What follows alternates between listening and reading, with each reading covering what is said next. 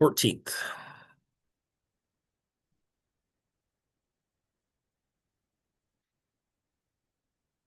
I'm going to write as neatly as I can here.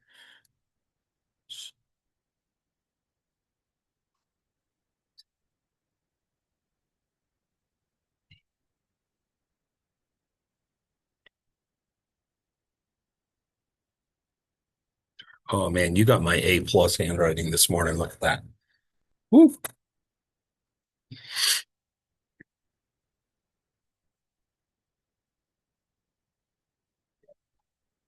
Ah, bummer.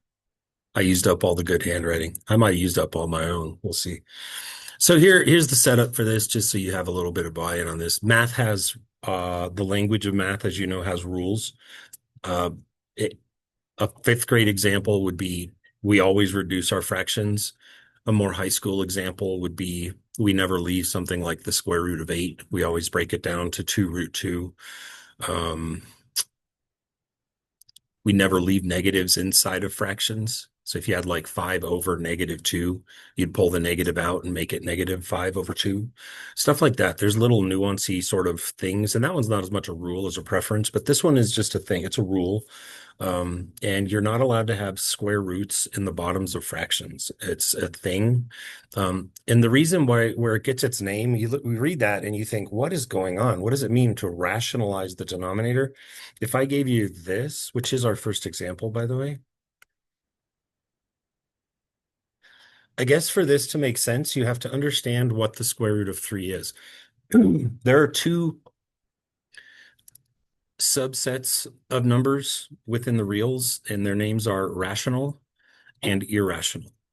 And rational numbers are most numbers, like 2/3, zero point 0.6 repeating, which is funny, that's the same thing. 1/2, -4, 0. Most numbers that you ever work with in your life are rational numbers. And then we encounter these ones called irrational, and I chuck this word out from time to time. But like pi, the thing on the wall over there, is an example of an irrational number, a decimal that can never be it never repeats, it never ends. E, which you don't know who E is yet, but E is another example of an irrational number. And the most common example of irrational is any square root that's not a perfect square. So you've been working with a lot of irrational numbers. And again, I throw that word out occasionally. I just don't really hold you to it. But um, the root of 3 is irrational. And that's what we're not wanting. And it's not the only example of things that aren't allowed in the bottoms of fractions, but it's the first one that we'll encounter.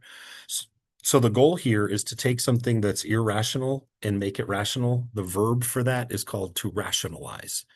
Not the same as in English. Like if I rationalize a choice in English, then I'm just justifying something, right? To rationalize in mathematics means to literally make something become a rational number. Okay, so that's the setup for this. It's why I have to teach you this, is because we will get answers in the natural course of things that have square roots in the bottoms, and it's going to be our job to not let them stay that way. Okay, even though your answers are mathematically accurate, we have to fix them so that there isn't a square root on the bottom. So there's your sales pitch or your setup. And now comes the question of how do we do it? Well, you know from years ago that you can take a fraction and multiply the top and the bottom of it by whatever you want. I'm guessing you learned that seriously in like 4th grade, right? When you first started working with fractions, your teacher probably taught you like how to reduce, how you can divide the top and the bottom by the same thing. You also know that if you want to make a fraction look different, you can multiply the top and the bottom by the same thing. So we're going to embrace that rule here today. What we're going to do is we're going to multiply this fraction by another fraction. But what we want to always make sure of, and you've been doing this for years, is that when you multiply, you don't have a fraction that will change the value of your fraction. The only way in math to multiply by something and have it not change is to multiply by what number? 1. 1 is called the multiplicative identity in mathematics. That's a big thing. If I multiply by 1, I will not change what I have, correct? So what I'm going to do is I'm going to multiply the bottom of this fraction by the square root of 3. And I'll explain that in a second. If we do that, though, fair being fair, I have to also multiply the top of the fraction by the square root of 3. Because this red fraction, what does it equal? It's 1. Any fraction that is something over itself equals 1, right? So I'm not changing the value of what I have. I'm merely fixing it. Now, if we go off to the side here and we multiply some square roots by themselves, if I were to multiply the square root of 2 by the square root of 2, I would get the square root of 4. But there's no need for that step because the square root of 4 is 2. If I were to multiply, say, the square root of 10 by the square root of 10, I get the square root of 100 because 10 times 10 is 100, right? But again, no need for that step because what's the square root of 100? You see the pattern here? If I were to take like the square root of x times the square root of x, what would I get? Nope. I multiplied the square root of 2 by the square root of 2, and I got 2. I multiplied root 10 by root 10 and got 10. If I multiply root x by root x, I get x. You can multiply any square root by a carbon copy of itself, and for easily provable reasons, you just get the thing. The square roots essentially cancel each other out, right? So the benefit of this is that if I multiply the bottom of this fraction by the square root of 3, having sat through that little thing over there, what is root 3 times root 3?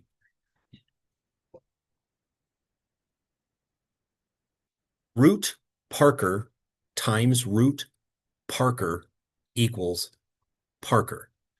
Root elephant times root elephant equals elephant. Don't make a math problem out of this. We did it. We're not done, but we did it. We rationalized the denominator. Now you'll notice when you see directions that it won't just say rationalize the denominator, it'll always say rationalize and then simplify completely.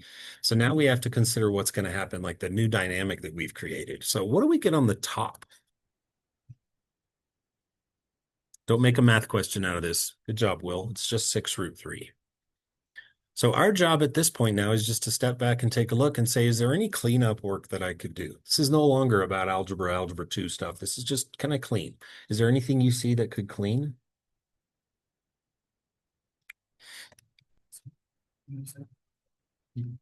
Yes, 100%. That has never been something that will change, ever.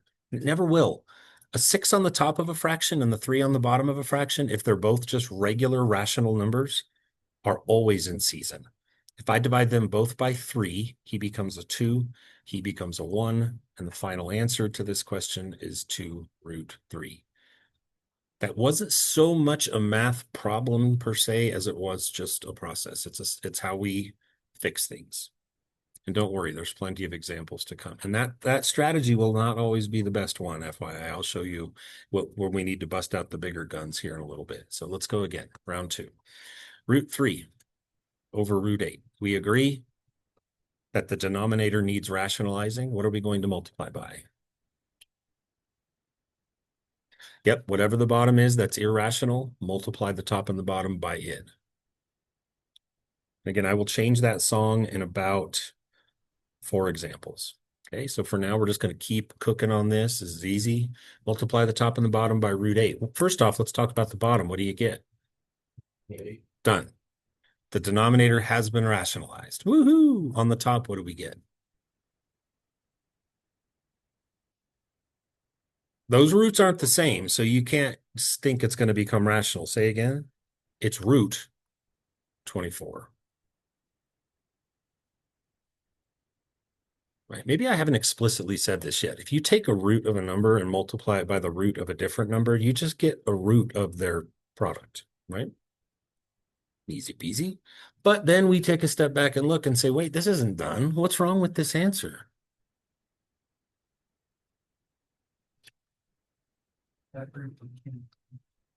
It can and needs to be broken down into 2 root 6. We're never done until we do the S word. Simplify, simplify. That is the word that we bow to because it's always looming. Now, what do you need me to do? Now, what do you need me to do? And in this case, root 24 will never, under any circumstances, be acceptable to leave and call it simplified. So we take the square root of 24. I'll just show you, because I know a couple of you on your quiz showed that this is something that you still need a little work on. It breaks down into a 4 and a 6. And the square root of 4 is 2. So like Parker said, we get 2 roots of 6 over 8. Are we done yet? No, because the 2 and the 8 are just normal little kitty numbers, normal rational numbers, top, bottom, divide them both by 2. What do you get? So your final answer is root 6 over 4. Okay. Round 3. And this is one where I may show you the alternate method and I may not.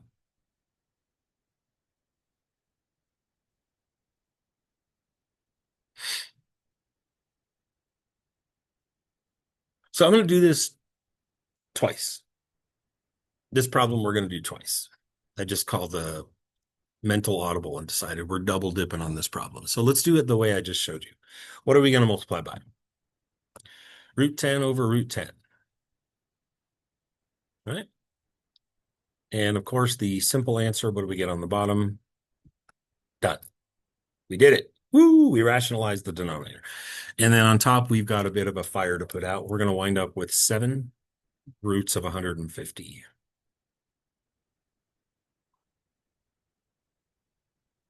And I made this offer to you a week ago, and not a single person took me up on it.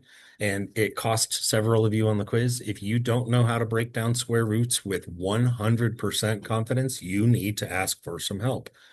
I will help you. Do you know how to break down a 150? Yes. The square root of 150 is made out of quarters. If you had $1.50 in your pocket and it was jingle jangling, there's a pretty good chance that it's built out of coins worth 25 cents and that you have 6 of those coins. Not a guarantee, pretty good chance. And what is the square root of 25?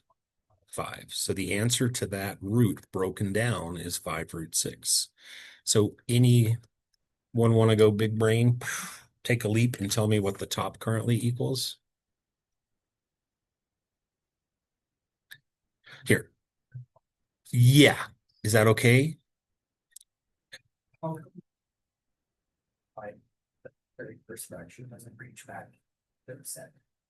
Because it's not distributable like that, because these are one term, Parker. And when we multiply, that would be like saying if I had 3x and I multiplied it by x, you would say like I would get 3x squared, right? Because I only multiply the pair that makes sense to multiply. That would be like you saying, well, why doesn't the x reach back to the 3? And why don't I get like 3x x squared? Like you see the flaw in the logic. Multiplication doesn't distribute like that when there's no pluses or minuses. Okay. So you multiply where you need to and call it good. Everyone okay with where I got the 35? Yeah. Okie dokie. Now it's time to ask ourselves yet again, are we done?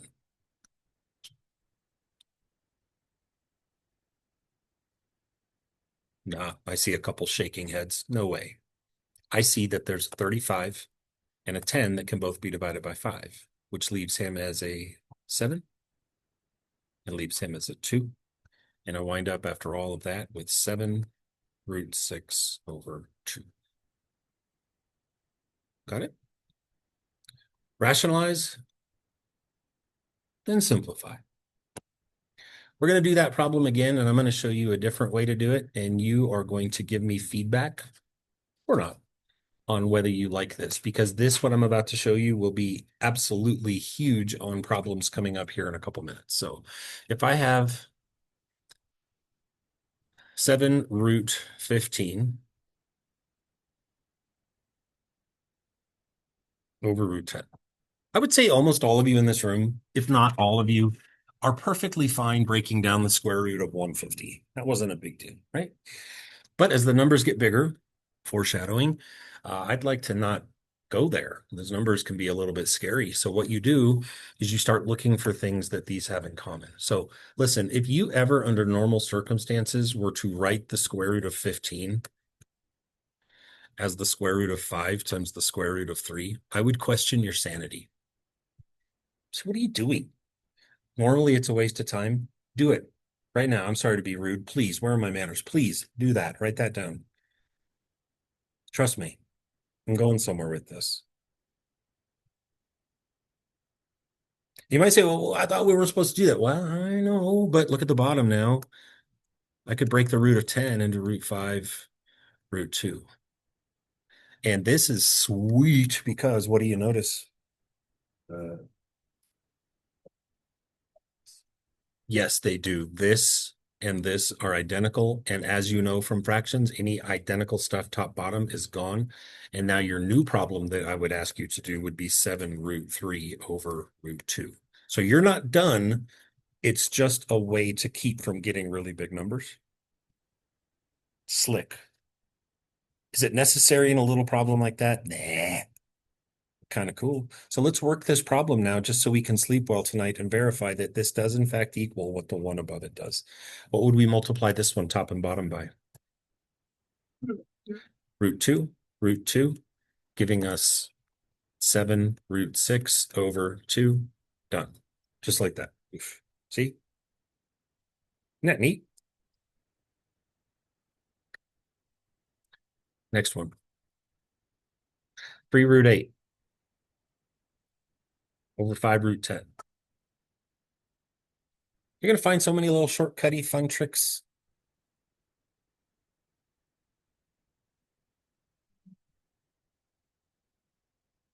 Yeah, you want to break these ones down? Do you like that little breaky down trick that I just did? Oh, you like it? What? I wasn't sure how you'd take that. Great, good feedback. So I'm going to take that root of 8 on top, and I'm actually going to break it down into root 2, root 4. And then on bottom, I'm going to take the root 10, and I'm going to break it down into root 2, root 5. There are two things right now on the board that could happen. What's one of them? The root 2s can obviously cancel out. So let's get rid of those idiots. You see anything else? Do you see it? Do you see it? Do you see it? Do you see it? Do you see it? Con, do you see it? The top. It's on the top. Do you see it? Oh, oh, what's stopping me from just calling this root 4 what it is? Call it what it is. What's the square root of 4? 2. So by my math, then I could just call the top of this fraction 6, and the bottom is 5 root 5. And the fat pen makes an appearance. Look at that. Boom. Just popped right. Large and in charge pen. Again, is the problem done? No, it's just by taking little fun tricks, you can make the problem a little bit less annoying. So let's take a look at this and now the current state of affairs where we're at. So what would we multiply the top and bottom by? Root 5 over root 5. I, as a student, might be inclined at this point to ask a question of my teacher, like, what about this 5? What do I do with that guy? And the answer is just ignore him. He's not irrational. He's not bothering anybody. So we're just going to multiply by the part that's causing us problems, right? What do we get on top? Just what? I'm sorry, what? Um, thank you. I couldn't hear Parker saying root 5. I really need to go to see the ear doctor. So 6 root 5 on top. And then on bottom, what do we get? Put a 5. Because these two root 5s in the white box made a 5, and 5 and 5 make 25. And can you reduce 6 and 25? Then you're done. Good. All right, you want to see a nasty one? Oh. I'm going out of order here. I decided let's hop to something way more fun. And by way more fun, I mean something you're not going to like at all.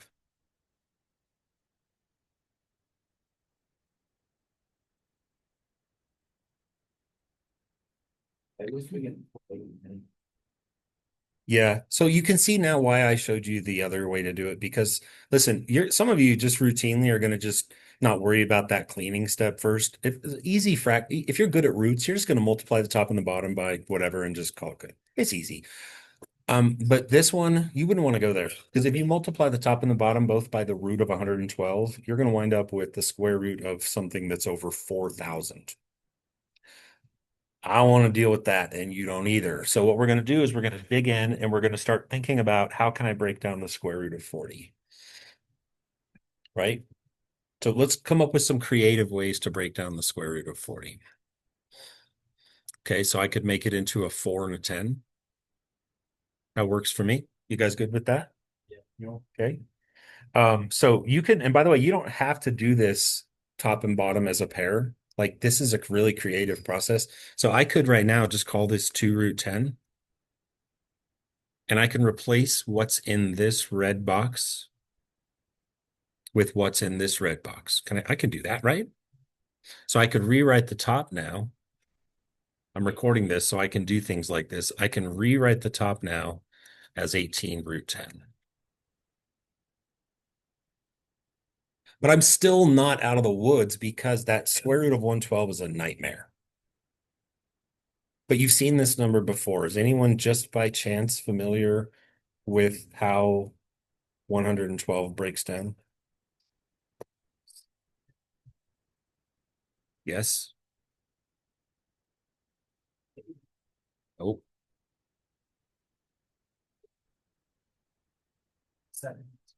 yes. And you should have little things like this written on the back of that one of those cheat sheets that I gave you a couple months ago. Anytime you encounter a number like 112 or 192 or 147, all these numbers, you should write them down and just you should have like a big long resource of junk numbers. That's what I think. So I'm going to call this 4 root 7. And again, I can replace the bottom with that bottom.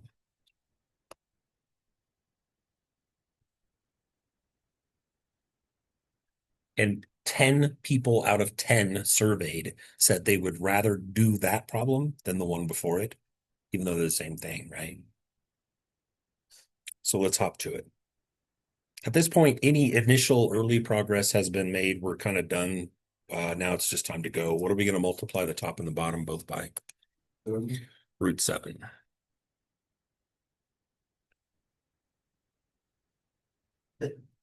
Bless you. What do we get on the top? 18 root 70. And on bottom?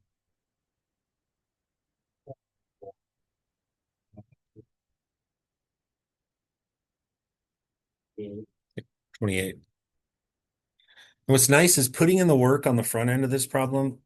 Not only did it save us a ton of headache in the course of trying to do the problem, but it makes it so that at the end, I'm generally going to be either done or really close to done. So that's worth it to put in that early work.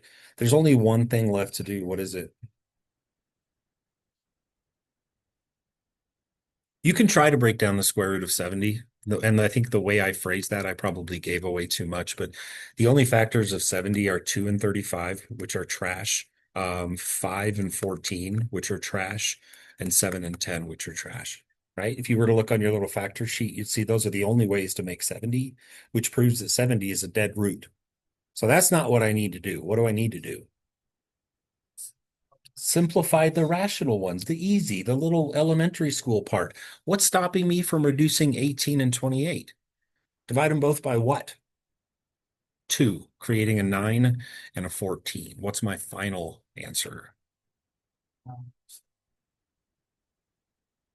What I've tried to show you in the last 20, 25 minutes is that you can approach these several different ways. You can robotically multiply the top and the bottom right away. Go. You can reduce, like simplify the top and the bottom in the hopes of getting something to cancel early. Or you can just say, heck with it. I'm just going to do the top a bunch, do the bottom a bunch, and then restart the problem with nicer numbers. Those are generally going to be your go-to strategies. Okay. Do you feel like you've got this? I've got 4 more examples on the note card. I just don't know if I know I've taken up way too much of your time and attention here. You want to give the assignment a shot? All right. Cool. I'll keep this going paused.